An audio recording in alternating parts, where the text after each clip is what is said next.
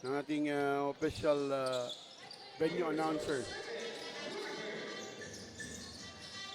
And you know, Paragas. Oh, sorry, that's number 20 who made that jumper from RTU. That's Erica May Timog with her first 2 points, and another turnover was forced by RTU.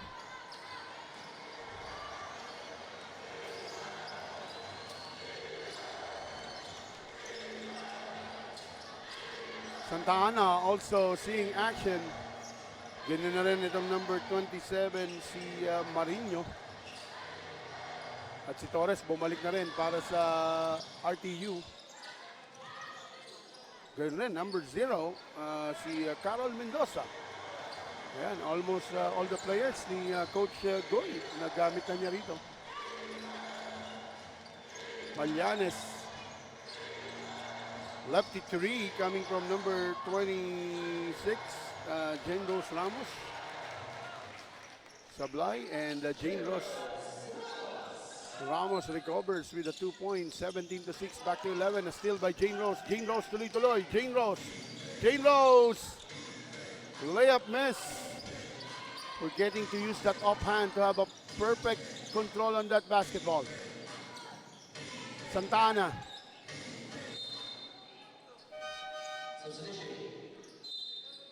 And DeBellis checking in.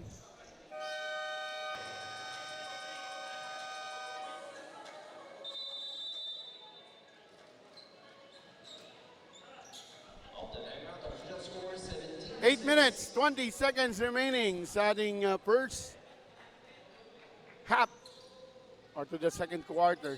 17-6 ang ating official score.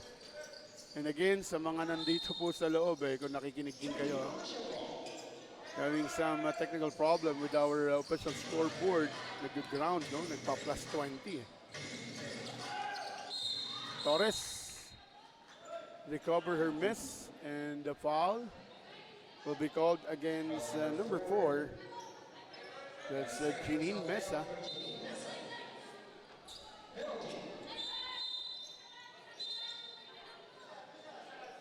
Wala.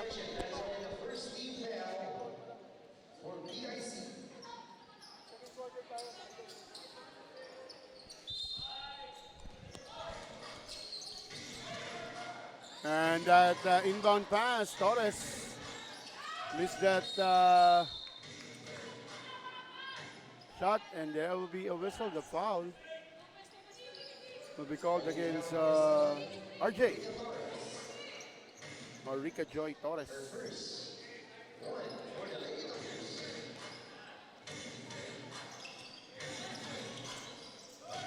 Pana.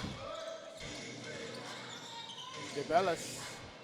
Gives it to Ramos. DeBellis on the corner 3. Too strong.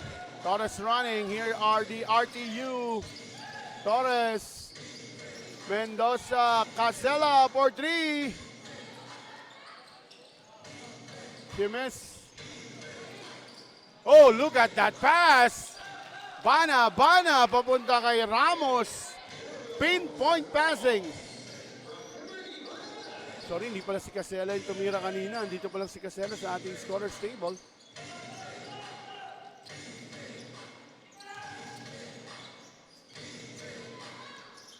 Ball movement. Torres will try her luck on the 3. Sasablay din siya. Janine Mesa with a rebound. And blocking foul. That will be her second foul in this ball game. Number 7, second personal foul.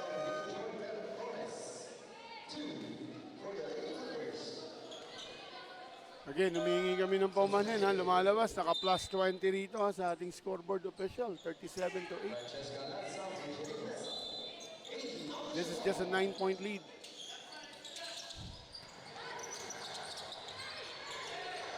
DeBellis. Missed that one. Battle for the rebound. Won by Herrera. Here's Casella. Casella running hole. Layup miss. Bana. And that will be a pass ball. Pacheco. Calling foul number 13, Nicole Pacheco, her first. 3 for the Lady Thunders. 14 seconds on the shot clock. 20 seconds on the shot clock.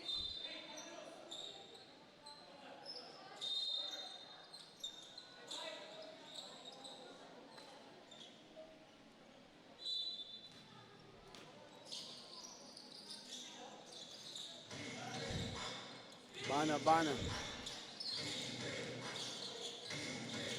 Defended well. Ganda na naman ng pinpoint passing na yan. This time, Malanya. Papunta rito kay Francesca Lagsa. It is not cut down to just 7. Casella.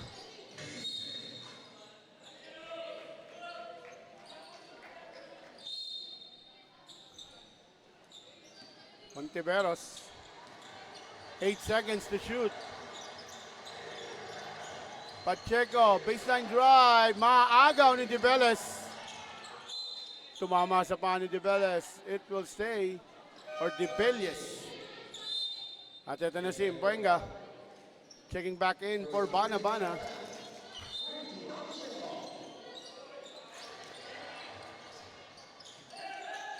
Montiveros, running jumper, sasablay.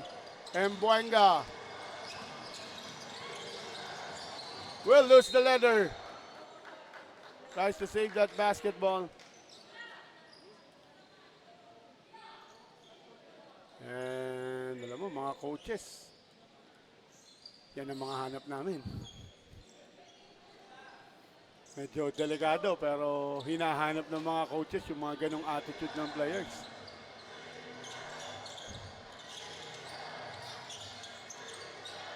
Timog, maaagawan siya. Ramos again against Casella. Ramos behind the back. Ramos on the drive. He make that basket. She cuts the lead to just 5. Casella to the corner. Pacheco thinking 3. Back to Casella. Conteveros floating 3, miss. Rebound to Pacheco. Pull up jumper on the baseline. Alyssa Nicole Pacheco.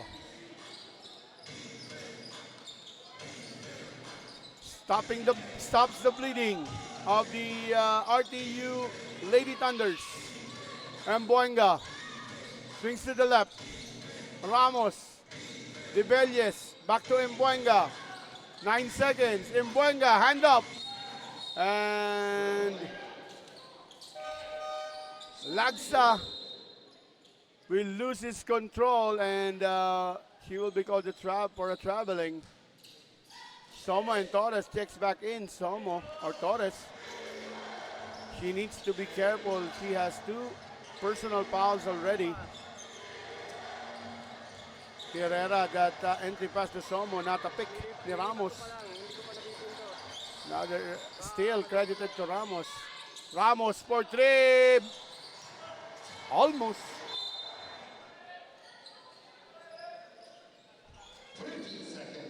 Somo feeling on the call, and Tolosa replacing Ramos. Is Dibelies. Mbuenga against Torres. Torres getting that ball. 2-on-2. Torres to Casella. Casella! What a veteran mo. Gusto ko yung improvisation, no? Number 19. Ni Casella, talagang hinanap niya yung contact. At ito si Mbuenga, papalitan ulit ni Provenzado. And ito napapansin ko lang with PIC, Coach Eric Jan Maraya, is keep on switching players, no? Keeping fresh legs, no? Para makasabay dun sa run or sa pass break, no? Sa run and gun system na ginagawa ng RTU. And Torres, offensive rebound in the basket. Maliana, Provenzado, Tolosa. Torres again with another rebound for her name, and she will lose the handle. Thinking too much on what she's going to do with that basketball.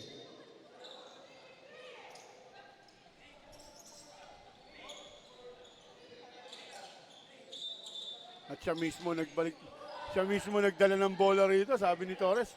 Pwede magpalit ng bola, mukhang hindi maganda ang feel niya, no? Tuason. Tibelles, finger roll, too strong. Pacheco. Gives it to their point guard. Pacheco to Herrera. Herrera! Ay, in the sky play. +1. Good find by Herrera.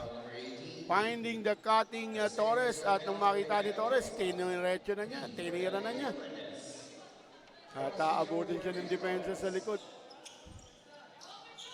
Torres completing the 3-point play. And Premista. Checking back in also Mesa. Replacing Debelles and Lagsa.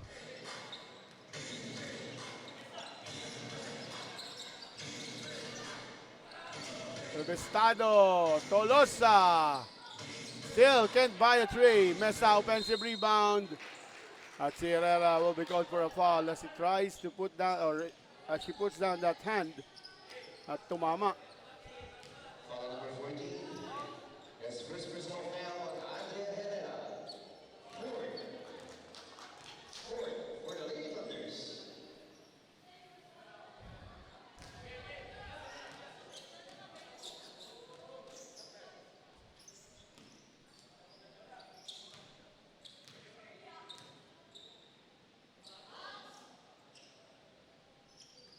Premista, short sa una. Malakas naman yung kanyang adjustment.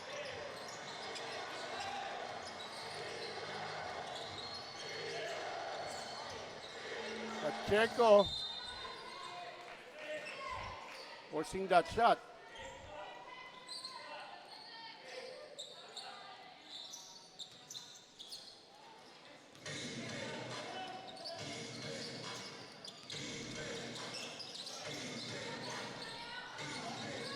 And a miss by Premista. At ito na si Casella. She will be all alone. Pero yun nga, again, they have to learn how to control that basketball by using their offhand, no? Although, mas maliit yung bola, enough for their hand.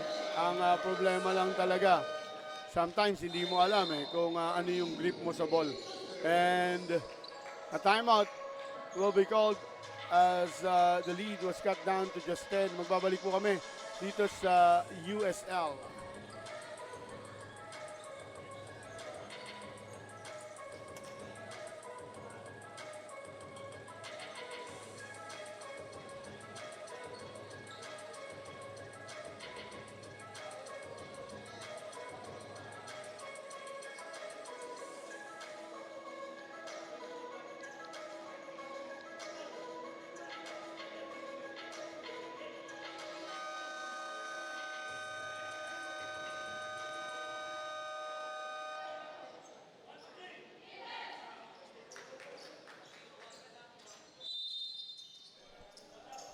(24 to 14), 39.9 seconds remaining sa ating game clock para sa ating second quarter as the De La Salle University. Nakikita ko dito sa aking pwesto, no? Getting ready. Wearing their jersey. Mukhang ready na to para mag-warm up. And again, sa mga gusto mong bumisita, we are at the RTU Gymnasium here in Bonnie Avenue, Mandaluyong City. At we are on the 7th floor. Medyo magdala lang ng inyong water dahil after yung pagdating nyo rito, sigurado iinom kayo. Medyo may konti lang tayong hirap dahil the elevator is not working, so you have to climb up to 7th floor. And Pacheco getting that basket after Somo steals that one, and that will end the first half of this ball game. It's a 12-point lead by the RTU Lady Thunders.